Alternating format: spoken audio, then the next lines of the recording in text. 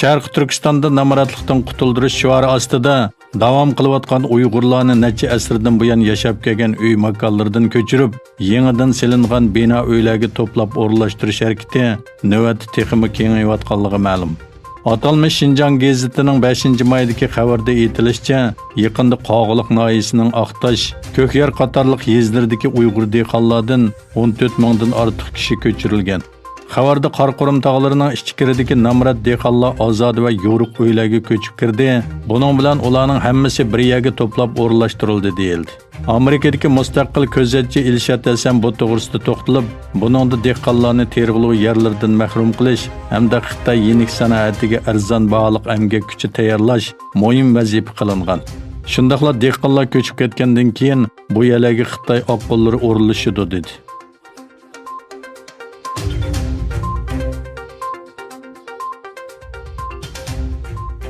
Amerika Xitoyning Uyg'urlarni bostirishiga qarshi tutgan pozitsiyasini kuchaytirishga tayyorlik qilmoqda. Kengash palatasi Cumhuriyetçiler Partiyasining ko'p sonliqlar rahbari Mitch McConnell Trump hukumatiga bu vaqtda chaqiriq qiladigan bir qonun loyihasining qatorida Kengash palatasida ma'qullanishini umid qiladiganligini aytdi. McConnell Cumhuriyetçiler Partiyasining Kengash palata a'zosi Marco Rubio ta'minlagan ikki partiyaning qo'llashiga erishgan bu qonun loyihasining prezident Donald Trumpning besimga mas'ul kishilarga qaratmaligi bo'lgan jazo yurishga chaqirganligini tilga oldi. Rubio guruhining bayonotida yana bu qonun loyihasining tezdan birdek ma'qullanishini umid qiladiganligini, ammo aniq vaqt berilmaganligi o'ttirib qo'yilgan. Bu qonun loyihasining Uyg'urlarga emas, Xitoydagi barliq musulmon oz-sonliq millatlarni o'z ichiga oladiganligi ma'lum.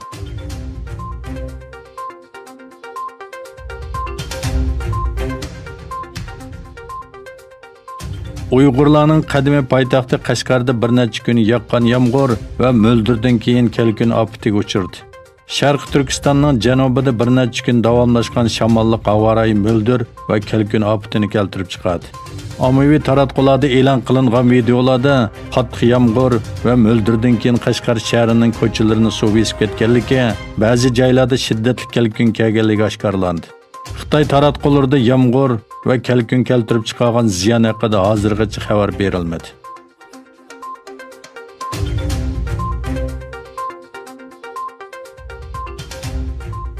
Amerika Tashqi ishlar ministri Mike Pompeo bugun Amerika va G'arbning dunyo sahnasidagi eng xatarli dushmanning Xitoy ekanligini aytdi. Pompeo bir radio programmasiga qatnashish orqali savollarga javob berganda Xitoyning virusga munosabatli uchurlarni vaqtida o'rtoqlashmaganligini, hozirgacha oshkorlamaganligini tanqid qildi. Pompeo ular 12-oydan ilgari yoki uningdan burun yuqumlanuvchi borligini biladi. Masala borligini o'ttirg'i qo'ygan doktorlar bor edi, bu kishilarni jimiqtirdi. Muxbirlarni qo'g'lab chiqardi. Mustabid hukumatlarga xos hamma ishni qildi. Prezident Donald Trump aytgandek, boshqacha harakat qilgan bo'lsa, bugun 100 minglagan kishi hayot qolgan bo'ladi va dunyo iqtisodi texmi oz ziyonga uchraydi dedi. Pompeo so'zida yana mutassib radiolog Stu Gruberning biz Rossiya to'g'risida ko'p paranglashdik, ammo menimcha Xitoyni Amerika va barliq g'arb davlatlari uchun dunyo sahnasidagi eng xatarli dushman deyishga bo'ladi. Bu qarashga qo'shilamsiz degan savolga qo'shilaman deb javob berdi.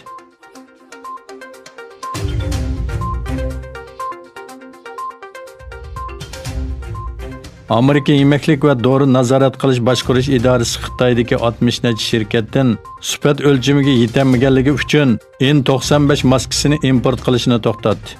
Wall ko'chasi gazetining xabariga qaraganda, Amerikaning Xitoydagi shirkatlardan setib olgan N95 maskasi suzgich va sifat o'lchamiga to'shmagan. Natijada Amerika Yemeklik va Dori nazorat qilib boshqarish idorasi Xitoydagi 60 necha shirkatga N95 maska eksport tasdiqnomasini qaytarib olgan.